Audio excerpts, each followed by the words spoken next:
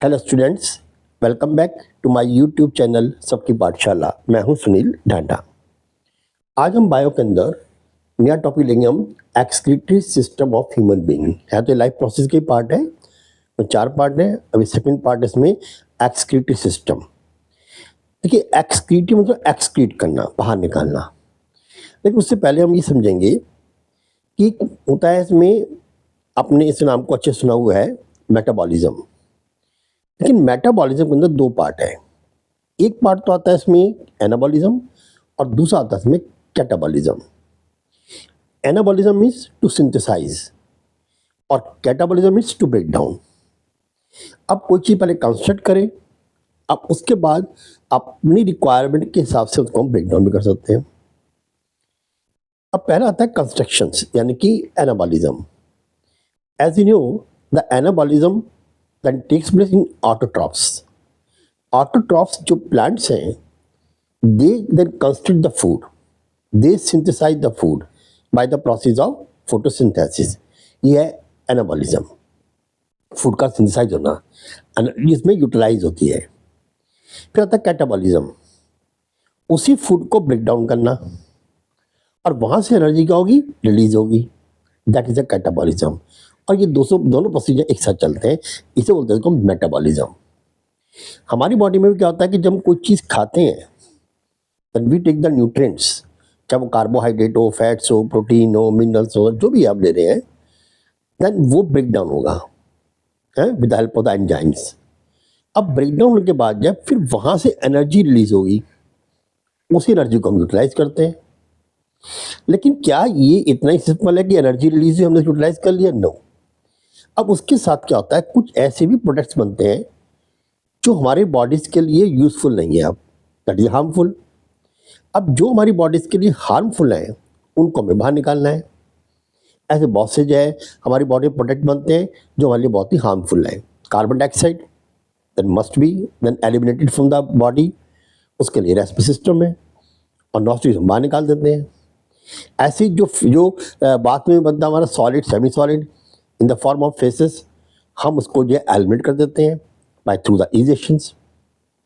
लेकिन हमारी बॉडी के अंदर कुछ लिक्विड भी बनता है, पर ऐसे सब्सटेंसेस जो वाटर में डिजॉल्व हो जाते हैं। अब ऐसी जो वेस्ट प्रोडक्ट्स हैं जो वाटर में डिजॉल्व हो जाते हैं, वो जनरली है नाइट्रोजिनस वेस्ट प्रोडक्ट। और नाइट्रोजिनस वेस्ट प्रोडक्ट कौन प्रोड्यूस करता है? जो हम प्रोटीन लेते हैं। तो प्रोटीन जो है, अब देखिए उसके अंदर लास्ट जो पार्ट है वो है amino acid. Clear? Amino acid water में सॉल्युबल है। लेकिन होता क्या है कि अमीनो एसिड जो है वो फिर बॉडी इसको जो है दोबारा से क्या करते हैं, इसको वो एनाबॉलिक में जाता है, बजाय कैटाबॉलिक के एनाबॉलिक में जाता है दोबारा से, मतलब क्या है, रीसिंथेसाइज होता है। अब डिफरेंट टाइप की प्रोटीन बनती है, उसी प्रोटीन को हमारी बॉडी यूटिलाइज करती है for the formation of the protoplasm. New sales की फॉर्मेशन होती रहेगी। जब न्यू सेल की फॉर्मेशन होगी, प्रोटोप्लाज्म चाहिए, तो प्रोटोप्लाज्म की सिंथेसिस के लिए तो प्रोटीन चाहिए। उस सेल के चारों तरफ मेम्ब्रेन, सेल मेम्ब्रेन, इसको सिंथेसाइज करने के लिए क्या है, हमें भी प्रोटीन चाहिए। क्यों? आपको मालूम है वो क्या होता है, लाइपोप्रोटीन, लिपिड्स और प्रोटीन। हमारा प्रोटीन चाहिए होता है। हमारी बॉडी में बहुत सारे टीयरिंग वेयरिंग होती है, सेल की टूट फूट होती है, उसकी रिपेयरिंग के लिए क्या चाहिए, वो भी प्रोटीन। क्लियर? हमारी सेल की ग्रोथ हो रही है, उस ग्रोथ के लिए क्या चाहिए उसको, प्रोटीन। तो ये रीसिंथेसाइज होगा। क्या होगा वो? रीसिंथेसाइज। क्लियर? That again anabolism. लेकिन उसके बाद भी कुछ अमीनो एसिड बच जाता है। अब जो अमीनो एसिड बच गया, अब उसको क्या होगा, उसको लीवर अपने पास एक्सेप्ट कर लेता है और लीवर को कन्वर्ट करता है यूरिया और यूरिक एसिड के अंदर।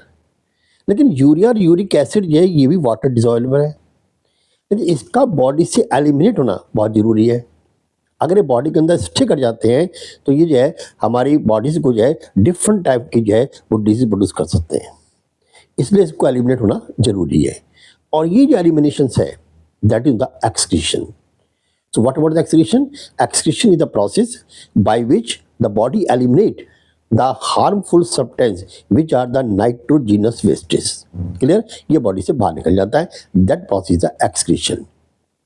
अब क्वेश्चन आता है, हमारी बॉडी के अंदर जो है बनता है यूरिया, तो क्या सिर्फ ओनली यूरिया ही बनता है? नहीं, नाइट्रोजिनस वेस्टेज 3 टाइप के हो सकते हैं।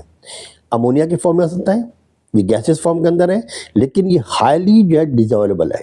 वाटर के अंदर, लेकिन इसको डिजोल्व में जो है वाटर की रिक्वायरमेंट जो है बहुत ज़्यादा चाहिए, lot of water is required to dissolve the ammonia. ठीक है, तो ये उन जो है ऑर्गेनिज्म में यह अमोनिया बाहर एक्सपेल होती है जिन जो मतलब कि वाटर में ज़्यादा रहते हैं, एक्वाटिक एनिमल्स। लाइक देखिए आप प्रोटोजोआ बहुत सिंपल है, हाइड्रा है सिंपल है, आपका साइकॉन स्पॉन्जिस ये वाटर के अंदर रहते हैं। इसके अलावा और भी बहुत से ऐसे एनिमल्स हैं जो एक्वाटिक है। अब इनके अंदर जो है अमोनिया, चूँकि वाटर कमी है नहीं, वाटर आता रहता है, उसमें अमोनिया डिजॉल्व होती रहती है और from the body surface they then expel from the body, body से बाहर निकल जाती है। तो यहाँ एक्सक्रीशन जो है वो होता है बॉडी की सरफेस से हो जाता है। यहाँ पर इन ऑर्गेन्स को कहते हैं हम अमोनोटैलिक। ठीक है, जिनके अंदर ammonia as a waste product निकलता है उन्हें बोलते हैं अमोनोटैलिक। क्लियर। दूसरा आता है कि जिनके अंदर यूरिया जो है वो पास आउट होता है। अब जैसे हम हैं, मैमल्स हैं, या कुछ आपका देख लो टॉर्टॉइज है, ठीक है, या जो एजिटेटर्स हैं, इनके अंदर क्या होता है कि जो यूरिया है ये प्रोड्यूस होता है लिवर के थ्रू। यूरिया अमोनिया से लेस टॉक्सिक है, और दूसरा यूरिया को डिजॉल्व होने के लिए अमोनिया के कंपेरेटिवली लेस वाटर चाहिए। तो हमारी बॉडी में इतना वाटर नहीं है कि हम उसको जो है अमोनिया को बियर कर सकें, तो हमने क्या हमारी बॉडी में क्या यूरिया बनता है। अब जो भी ऑर्गेनिज्म यूरिया को बाहर एक्सपेल करते हैं, ठीक है, एज ए नाइट्रोजन वेस्टेज, उन्हें बोलते हैं हम यूरियोटैलिक। तो हम जो हो गए क्या हो गए यूरियोटैलिक, क्योंकि हमारी बॉडी से यूरिया बाहर निकलता है। अब ऐसे ऑर्गेनिज्म जिनके अंदर वाटर कंजर्व चाहिए, उनको वाटर को बचाना है, जब फॉर एग्जाम्पल है लैंड रेप्टाइल्स, ठीक है, या फिर आप देख लीजिए बर्ड्स हैं, तो बर्ड्स रेप्टाइल इंसेक्ट्स हैं, इनके अंदर जो वाटर को क्या है स्केयर होता है, तो वाटर को कंजर्व करना होता है। तो इसमें होता है यूरिक एसिड, तो यूरिक एसिड को डिजोल्व में बहुत ही कम वाटर चाहिए होता है, तो ये अपना यूरिक एसिड को बाहर एक्सपेल करते हैं। अब जो यूरिक एसिड को एक्सपेल करते हैं नाइट्रोजन वेस्टेज, उन्हें कहते हैं हम यूरिकोटैलिक। तो अमोनोटैलिक जैसे हम हैं, जो अमोनिया को बाहर नाइट्रोजन वेस्टेज को बाहर एक्सपेल करते हैं, और दूसरा था इसमें यूरियोटैलिक, यूरियोटैलिक हम हो गए, अमोनियोटैलिक जो अमोनिया करते हैं, और यूरिक एसिड जो प्रोड्यूस करने वाला जो है वो है यूरिकोटैलिक। ये तीनों मैंने आपको बता दिया इन ब्रीफ। अब आता है इसके अंदर कि हमारी बॉडी के अंदर ऑर्गन कौन सा है। देखिए कुछ तो ऐसे जो लोअर एनिमल जिनकी बॉडी सरफेस ही एक्ट करती है then as a excretory organs, उन्हें बॉडी सरफेस कहते हैं। ठीक है, उनकी बॉडी सरफेस हो जाता है, तो बॉडी सरफेस एक्सक्रीशन। लेकिन हमारी बॉडी के अंदर ऑर्गन्स हैं, इसके अलावा और भी बहुत से हैं। या फॉर एग्जाम्पल देखिए आप कि आप लीजिए प्लेटी एलिमेंथिस। अब प्लेटी एलिमेंथिस जो है उसके अंदर क्या बनता है, अमोनिया बनता है, और प्लेटी एलिमेंथिस जो है वो बाहर निकालता है किससे, प्रोटोनेफ्रॉन से। उनके अंदर एक्सक्रीटरी ऑर्गन क्या, प्रोटोनेफ्रॉन। ऐसी एनेलिडा के अंदर है नेफ्रीडिया में प्रोटोनेफ्रॉन है, और एनेलिड के अंदर आता है नेफ्रीडिया। ऐसे जो इंसेक्ट है, जो कॉकरोच है और जो इंसेक्ट्स हैं, इनके अंदर जो है वो होता है इसमें मेलपिजियन टिब्यूल्स, कहता है मेलपिजियन टिब्यूल्स, ये भी यूरिक एसिड निकालते हैं, और मेलपिजियन टिब्यूल्स है। और हमारी बॉडी के अंदर स्पेशल ऑर्गन्स हैं, मैमल्स के अंदर स्पेशल ऑर्गन्स हैं, और उन्हें बोलते हैं हम किडनी। अब यहाँ से आपका मेन स्टार्ट होगा कि excretory organs in human being. हमारी बॉडी के अंदर एक्सक्रीटरी जो ऑर्गन है वो है किडनी। मेन फंक्शन ये है, हमारी बॉडी के अंदर वन पेयर किडनी होती है। देखिए वन पेयर किडनी, ठीक, एक लेफ्ट राइट एक लेफ्ट। जो राइट किडनी है वो लेफ्ट से थोड़ा स्लाइटली नीचे है, कहता है एसिमेट्रिकली। इसकी पोजीशन कैसे होती है, एसिमेट्रिकली। मतलब क्या हुआ कि सिमेट्रिकली नहीं है, दोनों बराबर पोजीशन पर नहीं है। इसमें राइट किडनी जो है वो स्लाइटली जो है वो डाउनवर्ड होती है, लोअर्ड होती है compare to the left one. दूसरा, ये रेडिश ब्राउन कलर की होगी, जस्ट लाइक ए बीन। आपने राजमा देखा होगा, राजमा की जो शेप है, राजमा की तारा देखिए आप, देखो राजमा की शेप किडनी की तरह है, और राजमा ब्राउनिश कलर का, तो ये भी ब्राउनिश कलर का ही है, रेडिश ब्राउन कलर का है। तो जस्ट लाइक ए बीन, ये राजमा की तरह है, और में वन पेयर होता है, ठीक है। और ये कहाँ पर है, ये है बैक साइड हमारी, कहाँ पर, एब्डोमेन के अंदर। और दोनों किडनी जो है वर्टिब्रल कॉलम के दोनों साइड में है, ठीक है। एक जो है कहाँ पर है, राइट में, और एक है में लेफ्ट में। क्लियर, ये इसकी पोजीशन के बारे में आ गया। अब ये जो किडनी है इसके अंदर के दो पार्ट रहते हैं। एक पार्ट होता है बाहर की तरफ, एक्सटीरियर, वो मैंने आप दिया नहीं था इसलिए कि खास का वो आपको उसमें नहीं है, लेकिन फिर भी बताता हूँ आपको, ये बाहर की तरफ वो है रीनल कॉर्टेक्स। क्या है, रीनल कॉर्टेक्स। और अंदर जो है वो है रीनल मेडुला। ये दो पार्ट हो जाते हैं इसमें, एक रीनल, सॉरी उल्टा हो गया, ये रीनल ये बाहर की तरफ है, ये और ये अंदर की तरफ है। तो रीनल कॉर्टेक्स और रीनल मेडुला ये दो पार्ट है, renal cortex and renal medulla, ये दो पार्ट है। आपको सिलेबस में नहीं है, इसको आप मत यूज करो बेशक, लेकिन मैं यहाँ बना दिया एक तो रीनल कॉर्टेक्स और रीनल मेडुला। एक्चुअली क्या है कि जो किडनी है इसके अंदर एक पेयर बाहर निकलता है जिसे कहते हैं यूरेटर्स, ठीक है। ये हाइलम होता है, हाइलम से जो है वन पेयर जो है यूरेटर्स जो है बाहर निकलता है, जो यूरिन को लेके आएगा कहाँ पर, यूरिनरी ब्लैडर में। और यूरिनरी ब्लैडर क्या है, ये एक बैग लाइक स्ट्रक्चर है, क्या है, बैग लाइक स्ट्रक्चर है, जिसके कॉन्ट्रैक्शन से जो है प्रेशर क्रिएट होता है और उसके बाद यूरिन को बाहर निकालने की हमें जो है एक प्लेट होती है और बाहर निकाल के आते हैं। लेकिन जो बाहर यूरिन को एक्सपेल करते हैं वो करते हैं यू फ्रॉम यूरेथ्रा। यूरेथ्रा ये मस्कुलर है। यहाँ पर क्या होता है कि जो यूरिनरी ब्लैडर है इसके अंदर दो स्फिंक्टर मसल्स होती हैं, दो जो है मसल होती हैं, एक वॉलंटरी और एक इनवॉलंटरी, ठीक है। ये वॉलंटरी इन्वॉलंटरी क्यों होते हैं, काफ़ी समय तक जो है इसको आप वॉलंटरी रख सकते हैं, यानी क्या है जब प्रेशर होता है तो आप रोक भी लेते हैं, तो वॉलंटरी मसल में काफ़ी समय सपोर्ट करती है। लेकिन जब उसकी पहुँच से बाहर हो जाता है तो फिर आता है इनवॉलंटरी के पास कि भाई अब मुश्किल है, तो फिर हम कोशिश करते हैं कि फौरन जो हम यूरिन को पास करके आए। अब नेक्स्ट है यूरेथ्रा। यूरेथ्रा जो है दो है, एक क्या है फीमेल में एक मेल में, दोनों में अलग अलग फंक्शन है यूरेथ्रा की। जो फीमेल में है उसमें यूरेथ्रा जो है ओनली देन वर्क करता है then pass out the urine, वहाँ सिर्फ यूरिन को पास आउट करता है। लेकिन जो मेल के अंदर है वहाँ पर यूरेथ्रा के दो फंक्शन होते हैं, एक फंक्शन तो पास टू यूरिन होता है, वो यूरिन को पास करता है, बहुत इंपॉर्टेंट है कि वह क्वेश्चन आता है कि यूरेथ्रा जो in the case of male then it produce the two functions, कौन कौन से होते हैं, first is pass the urine, वो यूरिन भी उससे पास करता है, और स्पर्मेटिक फ्लूइड जो होता है उसको भी at the time of the reproduction वो उसको पास करता है। क्लियर, स्पर्मेटिक फ्लूइड को। अब यहाँ पर क्वेश्चन आता है कि क्या जब यूरिन पास होता है तो स्पर्मेटिक फ्लूइड पास होगा, नो। जब स्पर्मेटिक फ्लूइड पास यूरिन पास होता है, नो।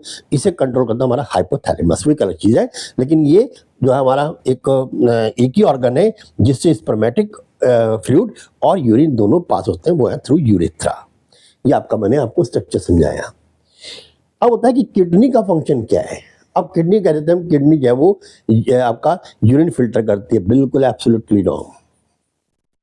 किडनी कभी भी यूरिन को फिल्टर नहीं करती है, किडनी यूरिन की फॉर्मेशन करती है। तो फिल्टर क्या करती है, ब्लड को, क्योंकि जितना भी नाइट्रोजिनस वेस्टेज जाता है कहाँ जाता है, हमारे ब्लड के अंदर, तो ब्लड को फिल्टर करती है और यूरिन की फॉर्मेशन करती है, यूरिन को फिल्टर नहीं करती है, ध्यान रखना बात के लिए। अब आता है कि क्या किडनी ही या इसका ब्लड को फिल्टर करती है। देखिए अब कैन किडनी कहेंगे, लेकिन किडनी जो है उसके अंदर millions of the microscopic structures होते हैं जिन्हें बोलते हैं नेफ्रॉन। क्या बोलते हैं इसको हम, नेफ्रॉन। ये देखिए ये नेफ्रॉन, ये एक नेफ्रॉन का स्ट्रक्चर बनाया मैंने, ये है नेफ्रॉन। ऐसी जो है ऐसी स्ट्रक्चर के ऐसी जो नेफ्रॉन है वो millions of nephron are present in a single kidney. और ये जो है किडनी का एक यूनिट क्या है, एक फंक्शनल यूनिट है। नेफ्रॉन क्या है, it is A functional unit of the kidney. अगर आपको पास क्वेश्चन आ जाए कि give the name of the functional unit of the kidney, वो आएगा आपके पास नेफ्रॉन।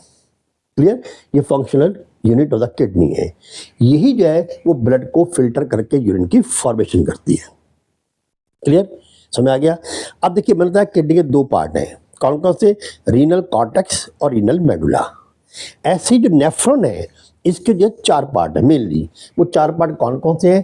पहला पार्ट आता है बोमेन कैप्सूल, ये आपका ऊपर ये रहा बोमेन कैप्सूल। दूसरा आता है के अंदर पीसीटी, ये रहा आपका पीसीटी। और तीसरा आता है आपका डीसीटी, ये रहा डीसीटी। और फिर इसका लास्ट आता है इसके अंदर हैनले लूप। ये चार मेन पार्ट है और इस चार के ही मेन फंक्शन आपको करने हैं।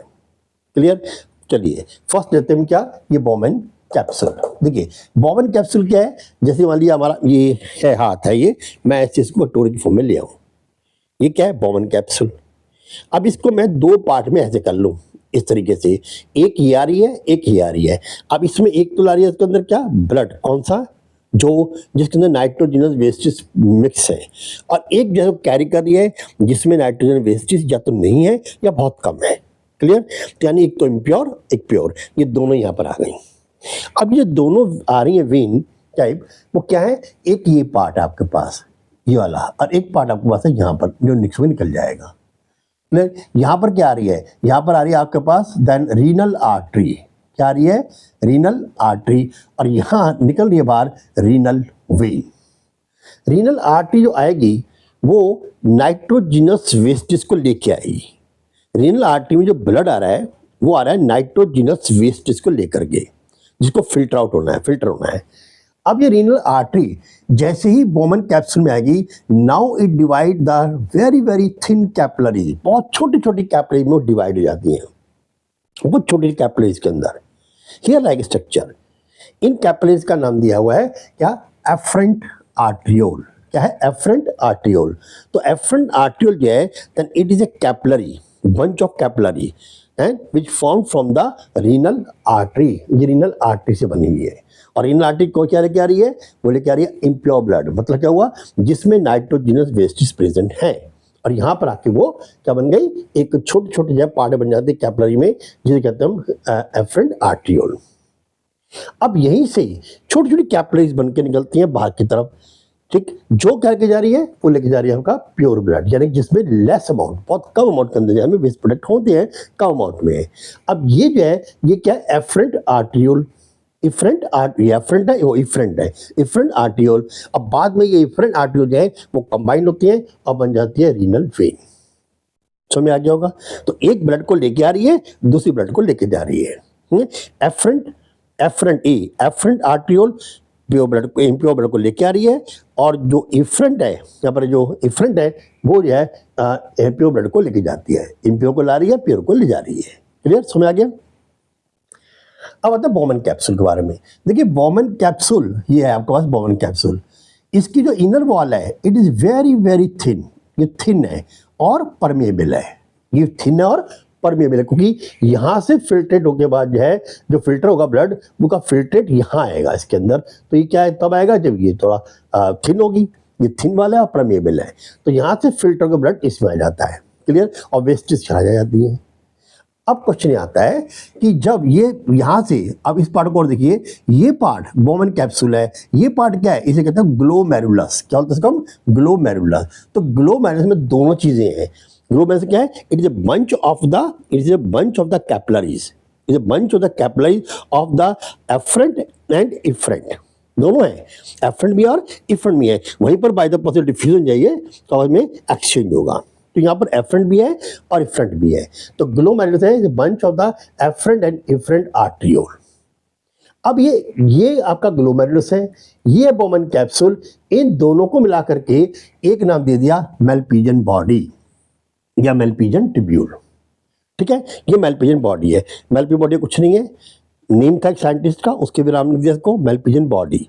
मेलपिजियन बॉडी के अंदर दो चीज आती हैं, एक है बोमन कैप्सूल और दूसरा इसमें ग्लोमेरुलस। ग्लोमेरुलस क्या है, it is the bunch of the capillaries of the arteriole, कौन सी, एफरेंट एंड इफरेंट। क्लियर। अब आ जाता हम निचला पार्ट। यहाँ पर देखिए दो पार्ट है, एक पीसीटी और डीसीटी। एक पार्ट हम डिस्कस कर लिया, ये पीसीटी और डीसीटी है। पीसीटी और डीसीटी दोनों जो है कहाँ, ये रीनल कॉर्टेक्स के अंदर, रीनल कॉर्टेक्स में। और एक पार्ट आता है U shape, the pair of U shape tube, जो है वो पार्ट कहाँ आएगा, रीनल मेडुला में। और उसका नाम दिया हमने, क्या दिया है, then limbs of the Henle या हैनले लूप्स। क्या देखो, हैनले लूप। तो हैनले लूप जो है ओनली वो कहाँ पर है, वो है मेडुला में, रीनल मेडुला में। और जो बाकी पार्ट दोनों है पीसीटी डीसीटी, वो कहाँ होंगे, वो होंगे कॉर्टेक्स के अंदर। अब पीसीटी का मतलब क्या है, व्हाट मीन्स ऑफ पीसीटी और डीसीटी। पीसीटी प्रॉक्सिमल और डीसीटी मीन्स डिस्टल। क्या है ये प्रॉक्सिमल है, मैंने यहाँ पर ये पीसीटी यानी प्रॉक्सिमल और डीसीटी यानी कि डिस्टल। बाकी सी फॉर कन्वोलेटेड, क्योंकि ये थोड़ा सा गुच्छे की फॉर्म में होते हैं, और ट्यूब्यूल्स है। चलिए बात समझ गया। तो पीसीटी प्रॉक्सिमल पहला पार्ट, ठीक है, डीसीटी डिस्टल लास्ट का पार्ट। तो ये जो है इसका लास्ट पार्ट है और ये इसका फर्स्ट पार्ट है। उसके बाद ये मिडिल में आता है, ये कौन सा, हैनले लूप। क्लियर। तो पहला पार्ट क्या है, प्रॉक्सिमल, दूसरा लास्ट पार्ट क्या है, डिस्टल, और इसके बीच का पार्ट जो है वो है हैनले लूप। ये लूप की फॉर्म में है। अब जो पीसीटी और डीसीटी है, ये दोनों कहाँ पर है, कॉर्टेक्स में, रीनल कॉर्टेक्स में। और जो हैनले लूप अकेला वो कहाँ पर है, रीनल मेडुला में। अब इसके बाद करते हैं, या पीसीटी प्रॉक्सिमल है, कॉन्वोल्यूटिव है। अब प्रॉक्सिमल फंक्शन क्या होता है इसका, इसका फंक्शन ये है कि जब यह ब्लड फिल्टर हुआ अब फिल्टर हो गया आया, यहाँ पर क्या आया इसके अंदर, इसमें वाटर आ गया, इसमें ग्लूकोज आ गया, इसमें सॉल्ट आ गए, सोडियम है, पोटेशियम है, कैल्शियम है, मैग्नीशियम है, ये सॉल्ट आ गए, ठीक है, विटामिन आ गए कुछ इस हो गए, और कुछ और प्रोटीन भी आ गई, अमीनो एसिड वगैरह, ये सब थोड़ा फिल्टर होकर आ गए यहाँ पर। अब क्या हो जाने दे इसको, नहीं, क्यों, ग्लूकोज हमारे लिए बहुत इंपॉर्टेंट है, प्रोटीन हमारे लिए बहुत इंपॉर्टेंट है, सॉल्ट हमारे लिए बहुत इंपॉर्टेंट है, वाटर हमारे लिए बहुत इंपॉर्टेंट है, ठीक है। तो जैसे ही यहाँ पर ये फिल्टर होकर आते हैं, हमारी बॉडी पूरे दिन में करीब 180 लीटर ब्लड को जो है वो फिल्टर आउट करती है। अब 180 लीटर ब्लड को जो फिल्टर करेगी, तो बताइए कितना उसके अंदर पानी निकलेगा, कितना उसके अंदर जो है बाकी मिनरल्स मटेरियल निकलेंगे, तो सब कुछ जान देंगे हम। तो क्या होगा, वो यहाँ पर आके जो है क्या होगा, इसमें एब्जॉर्प्शन होगा, रीएब्जॉर्प्शन। बात समझ आ गई। तो पीसीटी का फंक्शन क्या है, इट रीअब्सॉर्ब। रीअब्सॉर्ब क्या करेगा, वो सबसे पहले पूरा ग्लूकोज और पूरा विटामिन, ना तो विटामिन को बाहर जान देगा, ना ग्लूकोज की इतनी अमाउंट जान देगा, ये पूरा ग्लूकोज विटामिन को एब्जॉर्ब कर लेगा। क्लियर, बात समझ आ गई। 100% ग्लूकोज एंड द विटामिन इसको वो एब्जॉर्ब कर लेगा। 75% से 80% वाटर यहाँ एब्जॉर्ब हो जाएगा, बाकी इतने ही परसेंट के लगभग जो है यहाँ पर जैसे हमारा प्रोटीन अमीनो एसिड फॉर्म के अंदर है वो भी एब्जॉर्ब हो जाएगा। जो सॉल्ट है जैसे सोडियम क्लोराइड है, पोटेशियम है, कैल्शियम है, मैग्नीशियम है, इसको भी यहाँ पर रीअब्जॉर्ब कर लेगा। क्लियर। अब ये आगे चलेगा नीचे की तरफ, ये हैनेले लूप में आ गया। हैनेले लूप के अंदर दो आपके पास आर्म्स है, एक आर्म्स नीचे आ रही है, एक आर्म्स ऊपर जा रही है। जो नीचे आते के अंदर डिसेंडेड, ऊपर जाते के अंदर असेंडिंग। बात करते हैं ना क्या डिसेंडिंग जा रहे हैं, असेंडिंग जा रहे हैं, उसी ने कर दिया ये डिसेंडिंग लिम्ब है हैनेले लूप की, और ये असेंडिंग लिम्ब है। ये मत करना इसको असेंडिंग इसको डिसेंडिंग, ये नीचे डाउनवर्ड आ रही है, डाउनवर्ड डिसेंड होना, नीचे उतरना, ये डिसेंडिंग है, ये ऊपर जा रही है, दैट इज असेंडिंग। तो लूप है एक यू शेप। अब लूप के दो पार्ट हैं, डिसेंडिंग एंड असेंडिंग। अब डिसेंडिंग क्या काम करता है, डिसेंडिंग जो है ये परमेबिलिटी है, दोनों की परमेबिलिटी है, दोनों की परमेबिलिटी अलग अलग है। जो डिसेंडिंग लूप है ये रहा हैनेले लूप का डिसेंडिंग पार्ट, ये परमेबल है, ये है परमिएबल। परमिएबल किसके लिए, वाटर के लिए। ये पानी के लिए तो परमेबल है, लेकिन ये सॉल्ट के लिए इम्परमेबल है, लेकिन इम्परमेबल है, इम्परमेबल फॉर सॉल्ट। जैसे सोडियम क्लोराइड है उनके लिए इम्परमेबल है, उसको नहीं कर देता, ठीक है। तो सॉल्ट के लिए इम्परमेबल और वाटर के लिए परमिएबल। अब यहां से ये जो है लिक्विड कहाँ जा रहा है, ये ऊपर जाएगा, ये असेंडिंग की तरफ, ठीक है। यहाँ डिसेंडिंग और ये असेंडिंग, यहाँ उल्टा हो गया। यहाँ पर ये वाटर के लिए तो है इम्परमेबल, इम्परमेबल, और सॉल्ट के लिए जो है ये है परमिएबल। हाँ जी, बात समझ गई। ये डिसाइड करता है टेक्सचर, भाई हमारा जो यूरिन बन रहा है उसका टेक्सचर क्या है, ये इसके अकॉर्डिंग होता है। और यहाँ पर ये बताऊँ मैं पूरा जो हमारा ये सिस्टम एक्सिस सिस्टम वो 3 पार्ट में डिवाइड कर रहा है, 3 पार्ट में ओनली। पहला पार्ट का अल्ट्रा फिल्ट्रेशन, देखिए यहाँ पर हो गया अल्ट्रा फिल्ट्रेशन, ठीक है। दूसरा होता है रीअब्जॉर्प्शन, यहीं पर सारा जो रीअब्जॉर्प्शन हो जाता है। फिर होता है ट्यूबुलर सेक्रेशन, अगर मान लीजिए पानी कम है तो यूरिन गाढ़ा हो जाएगा। अब जब यूरिन कंसंट्रेट होगा तो हमारी प्रॉब्लम क्रिएट हो सकती है। तो वाटर को एक प्रॉपर अमाउंट के अंदर जैसे ऐड करना है तो सेक्रेशन भी कर सकता है, या अगर वो उसमें जो सॉल्ट है वो ठीक नहीं है तो उसको सेक्रेट कर सकता है वो। तो यहाँ एक पार्ट आता है सेक्रेशन का। तो 3 मेन पार्ट होते हैं, ultra filtration, reabsorption and the secretion. Clear. तो यहाँ देखिए यहीं पर देखिए एब्जॉर्ब भी हो रहा है और सेक्रेशन भी हो रहा है। क्लियर। मेन टेक्सचर यहाँ पर कैसे सिलेक्ट हो जाता है कि आप उसको क्या करना है, पानी कम है कि ज़्यादा है, उसको डिस्चार्ज करना है या उसको और एब्जॉर्ब करना है, तो वो क्या करता है फिर डीसीडी कर लेता है। क्लियर। इस तरह से यूरिन की ये फॉर्मेशन होती है। और यूरिन जो है फिर कहाँ आता है, डीसीडी से वो आता है यूरिन कलेक्टिंग डक्ट के अंदर। अब ये यूरिन कलेक्टिंग डक्ट जो है ये फिर ओपन होती है यहाँ पर आपका ये आप यूरेटर के अंदर, और यूरेटर जो है ड्रॉप बाय ड्रॉप जैसे लेके आता है आपका यूरिनरी ब्लैडर के अंदर, और फिर यूरिथ्रा से बाहर निकल जाता है। ये सिंपल ये आपका एक वो था स्ट्रक्चर समझा दिया मैंने। अब यहाँ पर भी क्या आता है इसमें, ये सारी बात तो मेरी हो गई। डिफरेंट एक्सिटी ऑर्गन हो गए, नेफ्रीडिया है, प्रोटोनेफ्रीडिया है ना, किडनी है, ये मैं कहा मेल्पिजियन ट्यूब्यूल्स है, ये सब मैं डिस्कस कर चुका हूँ कि मेल्पिजियन ट्यूब्यूल जो है कहाँ होती हैं, ये होती हैं आपका इंसेक्ट के अंदर, कॉकरोच वगैरह के अंदर, ठीक है। नेफ्रीडिया का होता है एनिलिडा के अंदर होता है, प्रोटोनेफ्रीडिया होता है प्लेटी एल्मेंसिस के अंदर होता है, और हमारी बॉडी में क्या होता है, हमारी बॉडी में होती है किडनी। तो ऐसे मैंने सारे बता दिए हैं ताकि बाद क्वेश्चन आ जाए तो अच्छा उधर डिफरेंट एक्सिलिटी प्रोडक्ट ये बता दिया मैंने, अमोनिया और यूरिया एंड यूरिक एसिड। अच्छा फिर है 2 पार्ट्स किडनी, मेल्पिजियन, ट्यूब्यूल्स, पीसीटी, ये सब हो गए। देखिए अब एक पार्ट है नीड ऑफ एक्सक्रीशन। क्यों करें भाई एक्सक्रीट? हमारी बॉडी में बहुत सी चीजें हैं, ग्लूकोज है हमारे फायदे का, एक्सक्रीट क्यों कर रहे हैं हम? एक्सक्रीशन ये बताया मैंने को कि नाइट्रोजिनस वेस्टेज।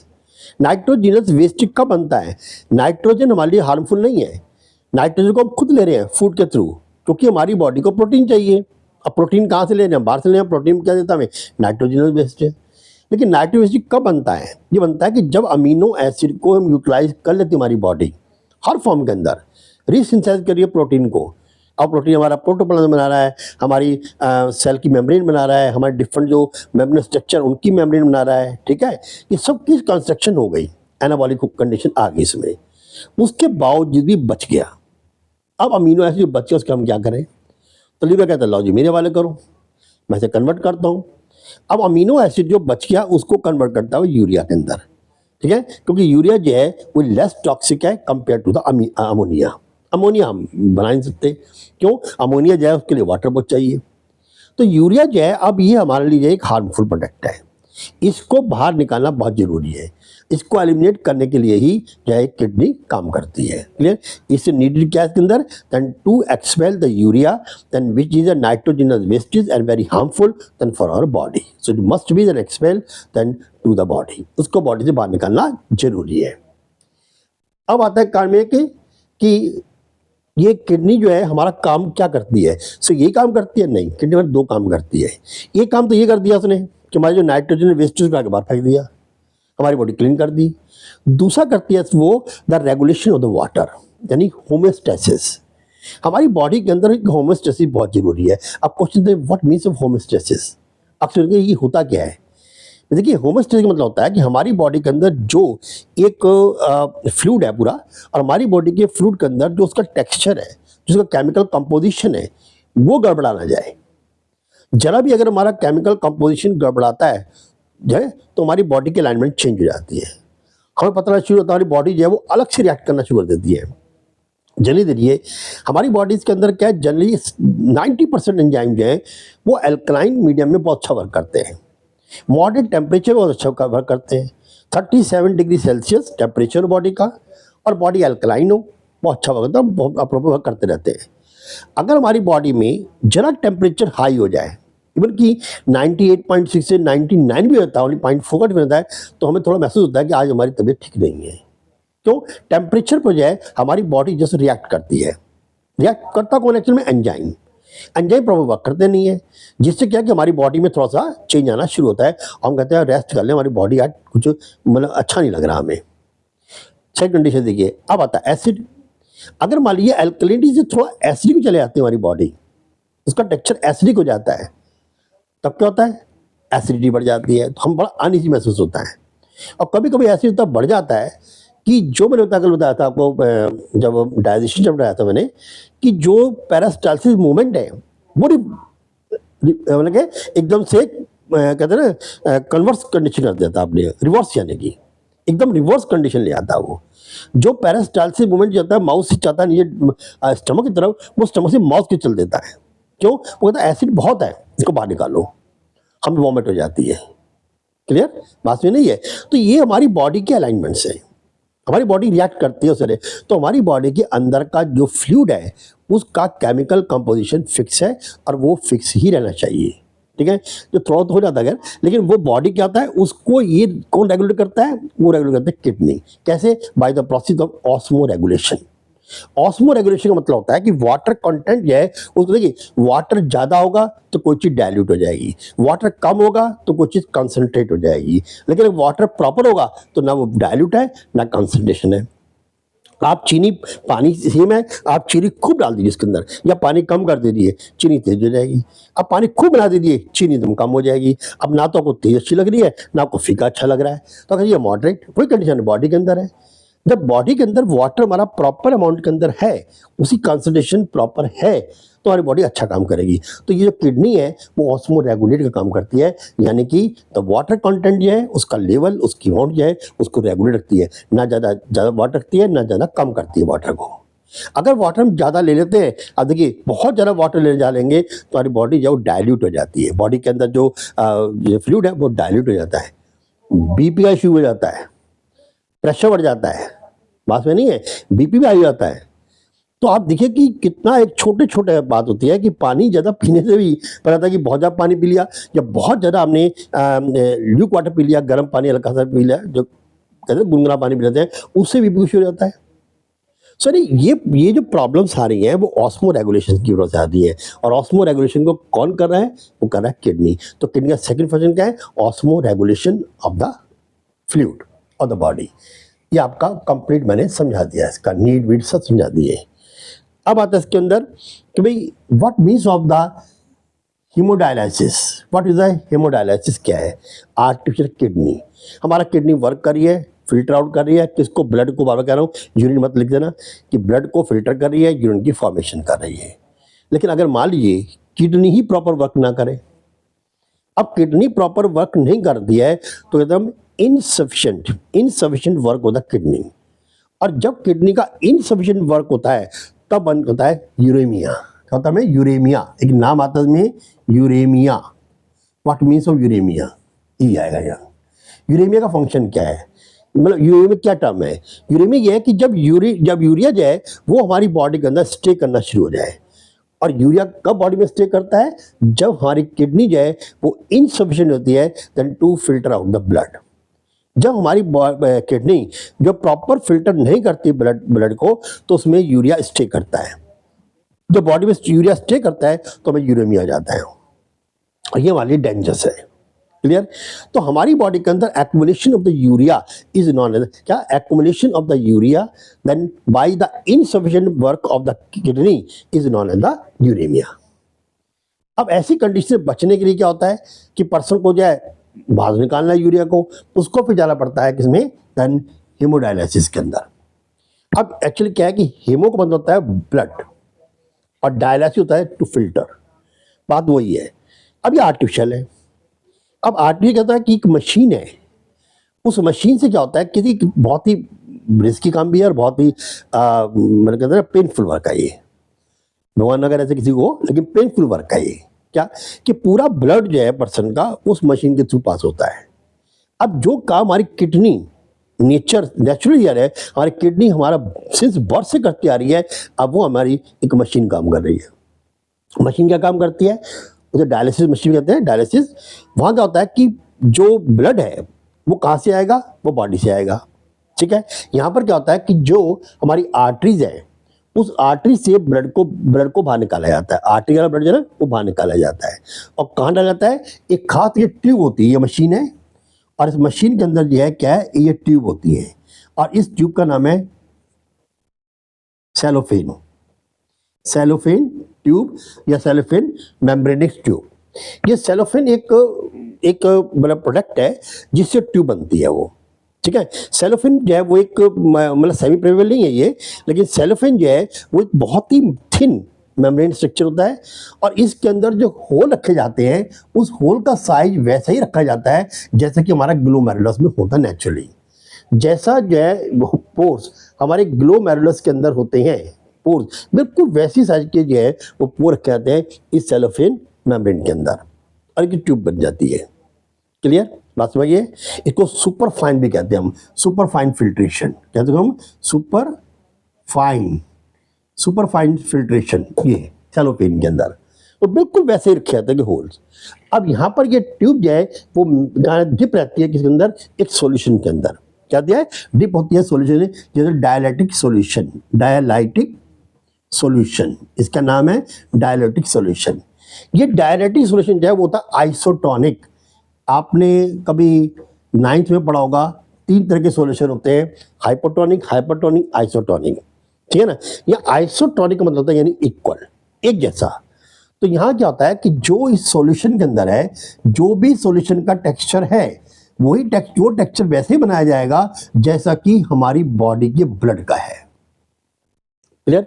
इसलिए पहले ब्लड सैंपल लिया जाता है, जैसा ब्लड का सैंपल तो कंप्यूटराइज है, तो जैसा ब्लड का सैंपल होगा वैसा ही जो है वो सॉल्यूशन बनेगा, इसे बोलते हैं आइसोटोनिक। ओके, आइसोटोनिक सॉल्यूशन होगा तो होता है कि ना तो अंदर का सॉल्यूशन बाहर आएगा, ना बाहर का सॉल्यूशन अंदर जाएगा। तो क्वेश्चन ये है कि फिर हमें तो ब्लड को साफ करना है, क्लीन करना है। जब ब्लड से कोई चीज बाहर आएगी नहीं तो फिर हमारे का फायदा क्या है? फायदा है आइसोटोनिक बनाया जाता है कि जो ब्लड के यूजफुल प्रोडक्ट्स हैं, जो ब्लड में रिटेन रहने चाहिए, चाहे ग्लूकोज हो, प्रोटीन हो, सॉल्ट हो, वो ब्लड में तो रहेंगे। वो बाहर आ गए तो दिक्कत और हो जाएगी। वो ब्लड में रहे, वो बाहर ना आए। ठीक है, अब बाहर वाला अंदर ना जाए। बिल्कुल, अब अंदर पानी चला जाएगा नहीं तो क्या होगा? वो बिल्कुल आइसोटोनिक रखा जाता है, एक जैसा। ठीक है, inside the blood and outside the blood, यानी कि सॉल्यूशन के अंदर। सिर्फ क्या होता है, इसके अंदर हम यूरिया नहीं रखते बिल्कुल भी, और ना ही रखते uric acid. Urea and uric acid, ये सिर्फ क्या होगा, ये यहां पर नहीं होगा किसी हालत में आइसोटोनिक में। वहां यूरिया यूरिक एसिड नजर आता है। अब यूरिया और यूरिक एसिड नहीं है तो क्या होगा, यहां से यूरिया और यूरिक एसिड बाहर आ गया। बात समझ आ गई? बाहर की कोई चीज अंदर नहीं गई, अंदर कोई चीज मटेरियल बाहर नहीं आया, यानी शुगर नहीं आई, प्रोटीन नहीं आई, अमीनो एसिड नहीं आया, ना उसमें और ग्लूकोज आया, ना उसमें कोई विटामिन आया, ना उसमें सॉल्ट आया, कुछ नहीं आया, ना गया अंदर। हुआ क्या कि अंदर जो है आइसोटोनिक के बाद सिर्फ क्या है, इसमें दो चीज गैप कर दिया हमने, क्या? एक तो यूरिया और यूरिक एसिड। अब ब्लड में यूरिया यूरिक एसिड है, आइसोटोनिक सॉल्यूशन में ना यूरिया ना यूरिक एसिड है। क्लियर? तो अब जो है bye the process of diffusion वो यूरिया और यूरिक एसिड जो है बाहर आ जाएगा। हाँ जी, समझ में आ गया? ये सारा बाहर आ जाएगा। अब यहां पर जो है ब्लड साफ में क्या, उसमें यूरिया और यूरिक एसिड नहीं है। अब ये जो ब्लड जो है, अब इसको बाहर जो है हम से अंदर द्वारा बॉडी के अंदर एंटर कर देते हैं वेन के थ्रू। लेकिन तो सिंपल नहीं है, कितने मेथड करने पड़ते हैं। सबसे पहला तो आइसोटोनिक सॉल्यूशन बनेगा, वो कहना ब्लड चेक होगा, ब्लड सैंपल लिया जाएगा, जो उसके अंदर की जो होमोस्टैसिस है वही होमोस्टैसिस इसकी लिखेगी जो सॉल्यूशन बाहर है। ठीक है, एक्सेप्ट ओनली क्या, urea and uric acid, first thing. Second यह है कि इसको 0 डिग्री सेल्सियस में किया जाता है, 0 डिग्री सेल्सियस पर इसका टेम्परेचर एकदम डाउन किया जाता है 0 डिग्री सेल्सियस। अब वो मेथड बहुत अलग से है, वो आपको सिलेबस में नहीं है, पर इतना टेम्परेचर क्या होना चाहिए, 0 डिग्री सेल्सियस। उसके अलावा इसके अंदर क्या होता है, यहाँ पर ब्लड में जो है पहले एंटर कर दिया जाता है हेपेरिन। क्या पढ़ जाता है? हेपेरिन। ये केमिकल है हेपेरिन, क्योंकि ब्लड के अंदर जो है वो कोगुलेशन मटेरियल है। कौन कौन से कोगुलेशन है? वहाँ पर आपको थ्रोम्बोसाइट भी मिलेगा, विटामिन के मिलेगा जो कहते हैं, और इसके अलावा प्लेटलेट्स मिलेंगी, फाइब्रोजेंस होंगे।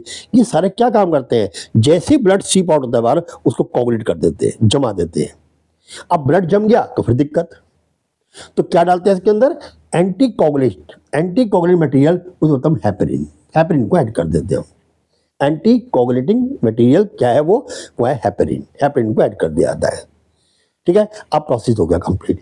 जब प्रोसेस कंप्लीट होकर के उसको अंदर ब्लड को दोबारा अंदर भेजना होता है तो क्या होता है, उसके टेम्परेचर को फ्रीज करना पड़ता है। हमने पहले क्या किया, टेम्परेचर 0 डिग्री पे ले आए, हेपेरिन को ऐड कर दिया ताकि ब्लड कोगुलेट ना हो। अब जब आप एंटर करा रहे हैं ब्लड को तो फिर तो ब्लड कोगुलेट हो ना हो भाई, वो तो सीप आउट की बात है। अगर जैसे ब्लड सीप आउट होगा तो वो तो कोगुलेट हो गया होगा, तो अगर हेपेरिन होगा तो नहीं होगा और दिक्कत आएगी। तो क्या होगा, हमें फिर उसके अंदर एंटी कोगुलेशन डाल देते हैं, यानी एंटी हेपेरिन। क्लियर? ताकि ब्लड जो है अंदर जाकर अगर फिर कोई कट लगता है तो वो जो है वो कोगुलेट हो, तो एंटी हेपेरिन इसमें ऐड कर दिया जाता है। टेम्परेचर पहले 0 डिग्री था, आप उसको बढ़ा के रेस करके बॉडी टेम्परेचर पे ले आते हैं हम 37 डिग्री सेल्सियस, तो उसके अंदर एंटर होता है वो। That is the then hemodialysis, यानी कि आर्टिफिशियल किडनी।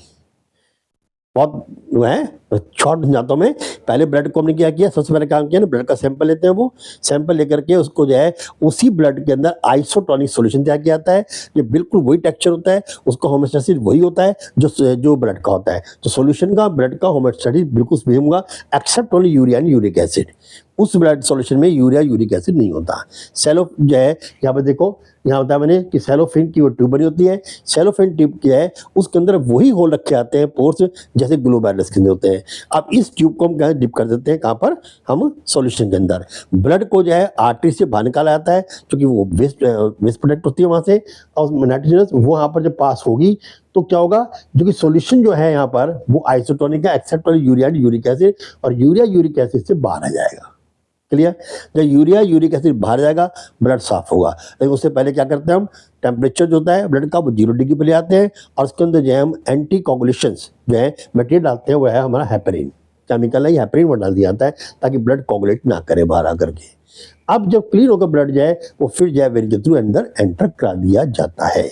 लेकिन उसको ब्लड को एंटर करने से पहले क्या होता है, फिर टेम्परेचर को हम बॉडी टेम्परेचर, उसका जो ब्लड का टेम्परेचर है वो बॉडी टेम्परेचर पर ले आते हैं 37 डिग्री सेल्सियस पर, और जिसके अंदर एंटी हेपरिन डाल दिया जाता है ताकि एंटी कोगुलेशन, ताकि वो कोगुलेट मतलब कोगुलेट करे। लेकिन ये ना हो ना कि ब्लड को एंटर कर दिया जाए और हेपरिन इसके अंदर ऑलरेडी पहले से है, ब्लड कोगुलेट ना करे और ब्लीडिंग शुरू हो जाए कहीं ना किसी नोज से, आई से, ईयर से, तो ये पॉसिबिलिटी हो सकती है। तो ये हमने आपको समझा दिया मैंने। अब आता है एक्सक्रीशन इन प्लांट, ये एनिमल्स का था पूरा। क्लियर। अब आता है एक्सक्रीशन इन प्लांट। प्लांट में एक्सक्रीशन कैसे होता है, देखिए प्लांट जो है उसमें भी नाइट्रोजन बेस बढ़ता है, तब बनते हैं उसके अंदर भी, लेकिन वहाँ होता है ऑक्सीडेट और क्रिस्टल की फॉर्म के अंदर। लेकिन अक्सर ये है क्या क्या बनता है उसके अंदर, खाली नाइट्रोजन वेस्ट नहीं बनती है, कार्बन डाइऑक्साइड उसके वेस्ट भी है, और कार्बन डाइऑक्साइड जो है फोटोसिंथेसिस जरूरी भी है, ऑक्सीजन का एंड प्रोडक्ट है, उसके लिए वेस्ट है। तो जो स्टोमेटा है, उस स्टोमेटा के थ्रू जो है वो carbon dioxide by the process of respiration और oxygen by the process of photosynthesis ये बाहर निकलती है। अब ऑक्सीजन तो एटमॉस्फेयर में मिल जाती है आकर के, तो उसके लिए है नहीं है, बहुत कम चाहिए रेस्पिरेशन के लिए। लेकिन जो कार्बन डाइऑक्साइड है वो उसको बहुत ज़्यादा अमाउंट में चाहिए होती है। तो जो स्टोमेटा से कार्बन डाइऑक्साइड जो है निकलती है as a waste product of the respiration, वो फिर जो है कंपनसेट कर लेती है उसको, वहीं मैंने तब एक कंपनसेट पॉइंट समझा मैंने, उसको वहीं कंपनसेट कर लेती है, दोबारा ले लेती है, किसके लिए, फोटोसिंथेसिस। क्लियर। ऐसे ही जब फोटोसिंथेसिस बाय प्रोडक्ट निकलती है, कौन सी, ऑक्सीजन, तो द स्टोमेटा वो फिर भी थोड़ी अमाउंट में लेती है फॉर द रेस्पिरेशन, बाकी एटमॉस्फेयर में आ जाती है। इसके लिए वो वाटर है, वाटर कंटिन्यू एवपोरेट होता जा रहा है। अब वाटर में वेस्ट प्रोडक्ट भी है, क्योंकि वाटर जो है वो जब जितना यूटिलाइज होना है वो हो जाएगा, लेकिन बहुत कम यूटिलाइज होता है, बहुत ही कम यूटिलाइज करता है, लेकिन कंटिन्यू वाटर एब्जॉर्ब कर रही है रूट। अब जो बाकी वाटर है वो एवपोरेट होता है के through the stomata bye the process of transpiration. इससे तो चिल रहता है वो प्लांट। अब ना बाहर खड़ा हुआ है, इतना 20 फीट है, अब उसको एसी है नहीं उसके पास, बेचारे के पास, तो क्या जो वाटर का फ्लो है वो उसको कूल काम रखता है उसको, तो कंटिन्यू वाटर को एब्जॉर्ब करके वो ऊपर जाए जाए उसको पहुंचाता रहता है लीफ की तरफ। लेकिन लीफ जो है वो काफ़ी अमाउंट में वाटर जो है वो एवपोरेट कर देता है bye the process of transpiration. लेकिन इसके अलावा एक प्रोसेस और होता है ग्यूटिंग। ग्यूटेशन होता है इसके अंदर, GUTTATION ग्यूटेशंस। ये ग्यूटेशन वर्ड जो है, ये ग्यूटिंग वर्ड कह सकते हो, ये क्या है, ये होता है कि वाटर ड्रॉपलेट्स जो है वो मॉर्निंग में आपको यूनिट मिल जाएंगी लीफ के अंदर, वो वाटर ड्रॉपलेट की फॉर्म में वाटर बाहर आता है। तो रात को टेम्परेचर थोड़ा डाउन होता ही होता है, तो इससे ग्यूटिंग हो जाती है इसके अंदर, तो ग्यूटिंग फॉर्म में है वाटर बाहर आता है ड्रॉपलेट में, जब ओस भी कह देते हैं कई बार। क्लियर। तो ये जो है आपका 2 प्रोसेस से वाटर बाहर आता है।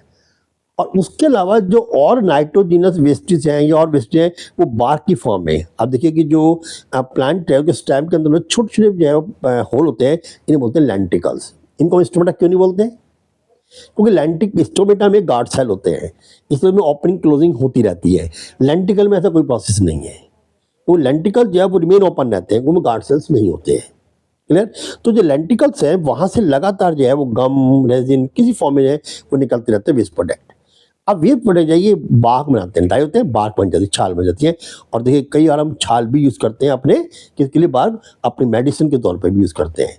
ठीक है। ऐसे वेस्ट में गम निकलती है, हम गम का यूज़ करते हैं। ठीक है। रेजिन निकलती है, उसको हम यूज़ करते हैं। बहुत सी चीज़ें होती हैं, कलर्स निकलते हैं बहुत सारे, ये सब प्लांट से एज ए वेस्ट प्रोडक्ट है उनके। क्लियर। इसके अलावा फिर भी सॉरी जो नाइट्रोजनस वेस्टेज है दूसरे हैं, वो कई बार क्या होता है कि जो इसके वेजिटेटिव पार्ट्स हैं, जैसे स्टेम है, लीफ है, फ्लावर है, ठीक है, फ्रूट्स हैं, इनके अंदर भी डिपॉजिट होते हैं। कभी क्या होता है एक मतलब कि एक तरफ फ्लो शुरू हो जाता है वेस्टेज का, और वेस्टेज जब वो एक तरफ फ्लो होता है तो कुछ लीव्स में जाकर डिपॉजिट हो गया, तो किसी खास एक फ्रूट में जाकर डिपॉजिट हो गया, किसी फ्लावर में जाकर डिपॉजिट हो गया। तो वो बेकार सड़ जाते हैं वो, और वो अपने आप ही जो है वो फिर वो डाउनफॉल नीचे आ जाते हैं, जिससे क्या होता है गेट रिड ऑफ, यानी इससे वो छुटकारा पा लेता है। कभी क्या होता है फ्रूट ऊपर पड़ा पड़ा ही सड़ गया, क्यों सड़ गया? क्योंकि उसमें नाइट्रोजन वेस्टेज है, दूसरे जो वेस्टेज है वो वहाँ जाकर डिपॉजिट होने शुरू हो गए। ठीक है, अब वो वेस्ट हो गया।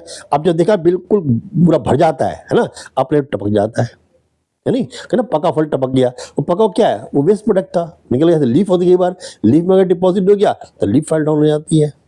तो इस तरीके से प्लांट जो है वो अपने वेस्टेज को निकालते हैं। और कुछ वेस्ट ऐसे होते हैं, जैसे देखो कि जिमीकंद, अब जिमीकंद जो है वो क्या है, वो प्लांट का वेस्ट है और तो बड़ा फूड बन जाता है वो, उसे बड़े चाव से खाते हैं हम लोग।